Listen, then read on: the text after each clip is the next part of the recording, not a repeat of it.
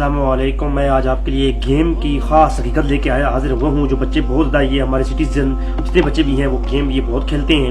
Call of duty یہ ایک بہت ہی مشہور گیم ہے.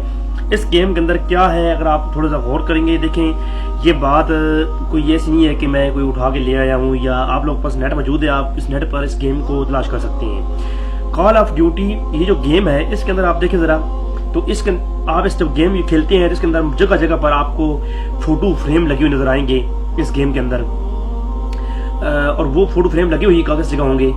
دیکھیں یہ دیکھیں آپ یہ دیکھیں یہ فوٹو فریم آپ لگی ہوئی ہیں واش روم کے اندر. اوپر کیا لکھا ہوا ہے دیکھیں ذرا یہ قرآن لکھا ہوا ہے آپ دیکھیں دیکھیں یہ سب نظر آ رہا ہے.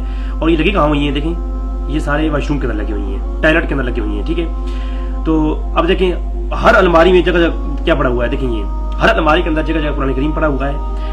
اور آپ پوری گیم کے اندر جب تک یہ کمرے سارے ان کو آگ نہ لگا دیں اور ان کمروں کو جو ہے نا وہ ختم نہیں کر دیں گے, بم سے اڑا نہیں دیں گے, تب تک آپ کی جو ہے نا وہ گیم کمپلیٹ نہیں ہوگی, آپ کا مشن کمپلیٹ نہیں ہوگا. تو یعنی یہ مشن کمپلیٹ کرنا یہ قرآن کریم یہ کتنی توہین ہو رہی ہے کہ قرآن کریم کہاں لکھا ہوا ہے اور بچے ان کو گولیاں مار کے یہ جو کمرے اڑا رہے ہیں اس کے اندر یہ کس چیز کی توہین کی جا رہی ہے.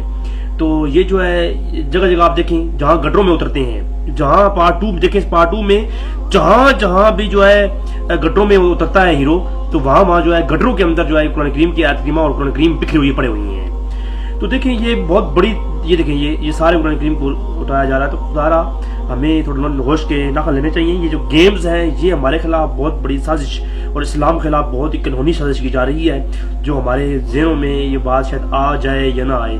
تو میرے خیال میں یہ ہمیں جو ہے بچوں کو چاہیے کہ یہ گیم بالکل نہ کھیلیں.